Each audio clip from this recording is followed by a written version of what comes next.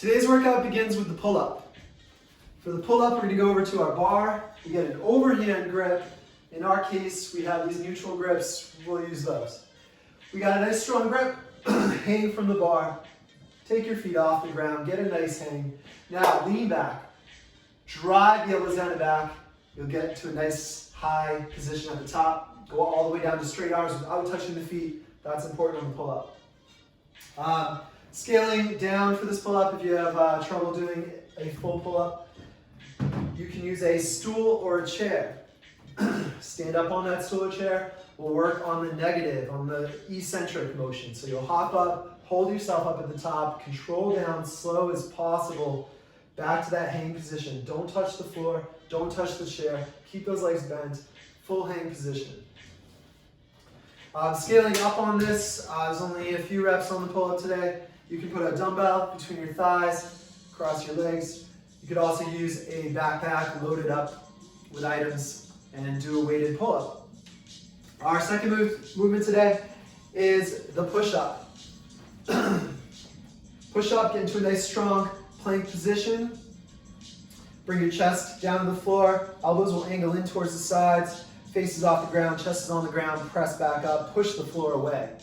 If this is too difficult, work on the lowering phase. Go down your body in a straight line, and then touch your knees to the floor and use your knees to help you get back up. If that's too difficult, knees down right away.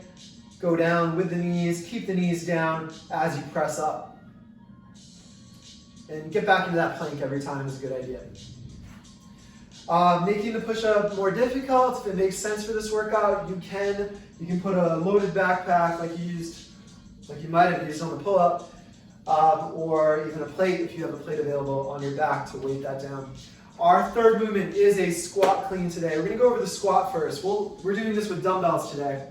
So take your two dumbbells up over the shoulders, hooked over the back of the shoulders, elbows are up. Our feet are outside shoulder width. We pull down into a squat with our hips lower than our knees. Our elbows are up and drive up to standing. So we just want to drill that in the warm-up before we get into the squat clean. Make sure you have your landing positions. This is the landing position for the squat clean. So the squat clean itself, we're going to have the weights at our sides. Our shoulders are down and back. Our feet are closer together. They're hip-width apart. Abs are engaged. Shoulders down and back. So we execute by extending the knees, shrugging the shoulders up, pulling the elbows back. From there, the weights go up and we pull down into a full squat. Let's see this in real time. We extend up, shrug the shoulders, and squat. Good. We can look at it from profile. Again, you want to emphasize that your torso stays straight up and shrug those shoulders.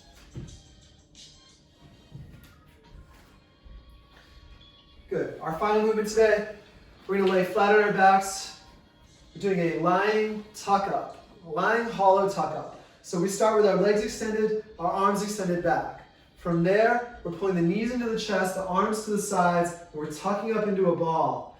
We can freeze this movement here. We have just our lower back pressing into the ground. There's no other body part touching the ground right now, just the lower back. From there, you extend back out to that starting position. Again, just curl up into a ball. We are not going up into a V-sit on the tailbone. We are pressing just that lower back into the ground, into that hollow tuck position.